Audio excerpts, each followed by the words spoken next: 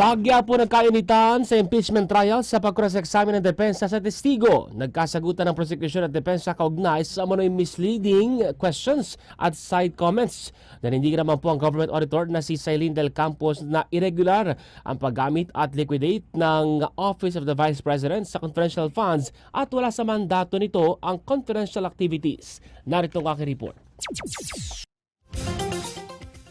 Bagyang tumaas ang emosyon matapos sisitahin ng prosecution ng pag-cross-examine ng depensa sa government auditor na si Sailin Del Campo ng Intelligence and Confidential Funds Audit Office o COA-ICFAO. Inusisa kasi ni Defense Counsel Christine Ferrer kung bakit nag-issue pa rin ng disallowance ang COA auditor sa Office of the Vice President ngayong mailang dokumento na sinumite ang tanggapan.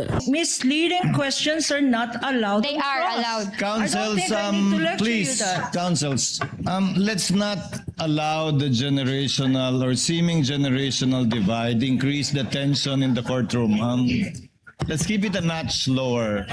Your Honor, please, I am preventing myself from giving her a spanking, Your Honor. Pinanindigan ng COA auditor ang kanyang findings at sinabing hindi sapat ang mga sinumiting dokumento para patunayan ang pinaggastusan ng pondo. Dapat may mangyaring masama para may mahuli.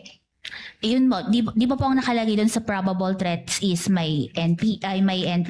Ang hinahanap ko po kasing proof of success doon, yun nga po kung may nahuli ba. Kasi yung pagkakaroon ng untoward incidents, pwede po yun kasing mag-fall sa purchase of information. Dahil sa purchase of information, nagkaroon ng there were no untoward incidents. Yun po kasi yung parang pagkakaiba nila sa payment of rewards. At tulad dun sa iba, kapag walang nahuli o na-apprehend sa reward, ine-AOM o dinidisala o sinususpend nyo, Hinahanapan po namin ng proof of success, opo.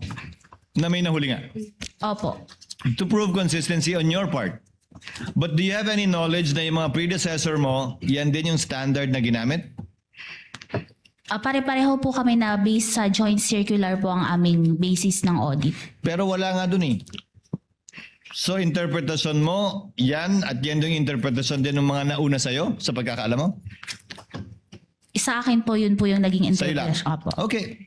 Kalaunan, hiniling ng Defense Counsel sa Impeachment Court na ipagbawal ang side comments sa magkabilang panig. Kasi yung mga ganun ho, Your Honor, wala ho yung lugar dito sa courtroom. Because we are all lawyers here, we are all professionals.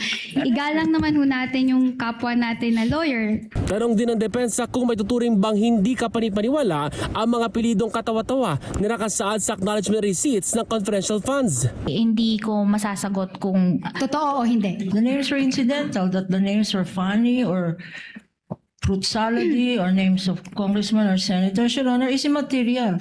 They were flashed because of the manner by which the funds were used. Sa redirect examination ng prosecution sa COA auditor, pinigaan ng prosecution kung kailangan bang may confidential funds at confidential activities ang OVP at DepEd. kung base po dun sa nakalagay sa mandato nila, hindi po. Kinastigo ito ng depensa at giniit na aprobado ng Executive Department ang pagbibigay ng confidential funds sa OVP at DepEd. Center objection naman ng Senator Judges. Sa audit po ninyo, meron po ba kayong nakitang illegal, improper o irregular sa paggamit at sa pagliquidate ng perang iyan? Irregular po yung paggamit nila kasi po hindi po ito compliant with the joint circular. Hindi nila na-provide yung additional documents necessary para ma-ascertain yung purchase of supplies and medical and food aid. At saka po meron din kaming naging findings sa reimbursement po. Tanong naman ni Senator Judge Bamakino sa mga pangalang nakapirma sa acknowledgement receipts. So nag-consult na kasi yung iba naming abogado kay former Commissioner Heidi Mendoza.